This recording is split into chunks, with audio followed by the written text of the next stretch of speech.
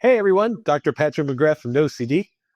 Instead of my usual vest, sporting my Howie Mandel stuff gear. Was out with Howie recently doing some filming, so it's good to work with one of our great partners.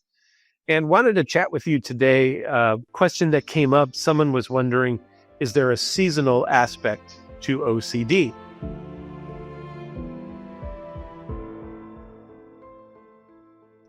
And the answer is, I haven't really seen one. I mean, we know that there are some seasonal conditions. We talk about maybe seasonal affective disorder, which could affect people in more northern areas as the sun is out less and less.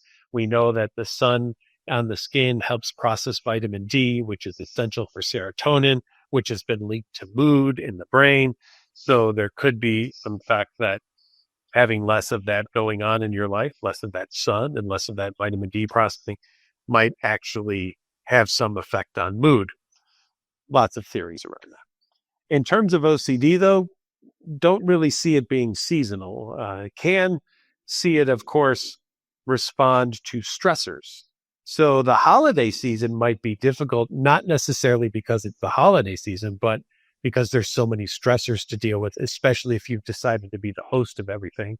And you're also concerned about killing all your guests because there's lots of knives to use with cutting the turkey. And what if you slip and one just flies across the room and stabs Aunt Martha right in the eye? Or there could be fears around what if you give a gift, but someone finds it to be wrong or bad or insensitive or something like that. So you overthink things and you research things and you ask questions after questions after questions. And then after the event, you think about all the things that could have been better and the doubts that you have. And then you worry about what if you didn't cook the turkey enough and now everyone goes home and they die of salmonella or something of that nature. And so now you want to call everybody the next day to make sure they're still alive under the guise of, hey, hope you had a great time. We really love seeing you, but you're thrilled they answered the phone because, well, they're not dead.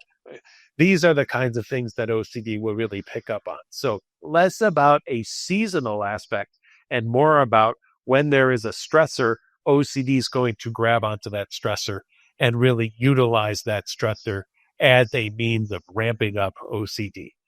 OCD is a jerk of a disorder, and it will utilize these things and any way that it possibly can in order to get you to do more compulsions, because OCD wants one thing, a compulsion. Why? Because OCD is hungry. And what is the food of OCD? Compulsions. It's the koala of disorders. I talk about the fact that koalas eat one thing, eucalyptus leaves. That's all they eat. OCD eats one thing, compulsions. That's all that it eats. If you want to feed OCD, do more compulsions. If you want to see OCD decline, do less compulsions. Get them out of your life.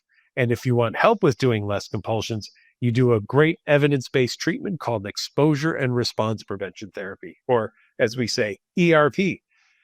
What we do in ERP is we purposely expose you to things that are uncomfortable, and we help you learn to live with those things instead of doing compulsions. That living with it, that being with it, that's the response prevention. It's the opposite of the compulsion, and it works for both mental and physical compulsions. We allow people to live in doubt.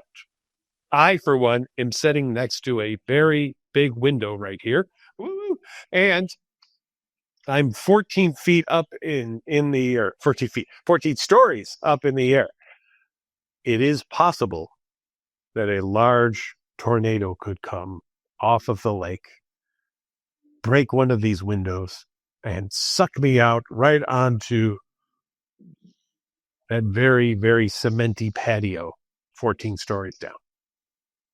Should I move away from the window? I'm not going to.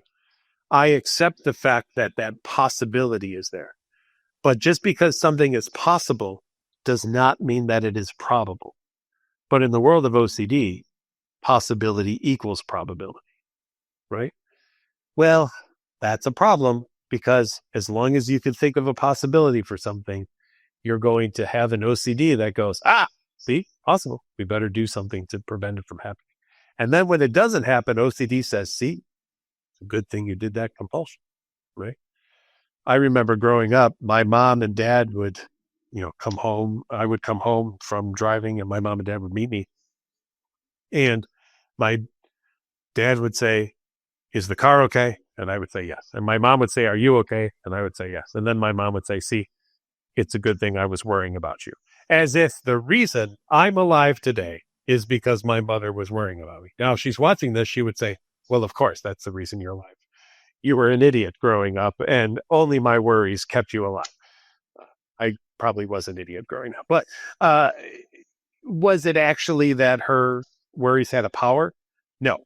But if they did, the government would have hired her and they would have said, could you not worry about this world leader tonight? And then they won't be here tomorrow anymore. And we have them off the list of people we need to be concerned about. Well, that's not how it worked. And being the kid that I was, kind of a pain in the butt, every time that I would leave after a while, they would say, drive safe. And my standard answer to this day in my 50s is, nope, I'm going to be reckless and homicidal. And I still haven't taken anyone out while driving, even though I say that to them every time I get in the car. I say all of this for you to recognize something.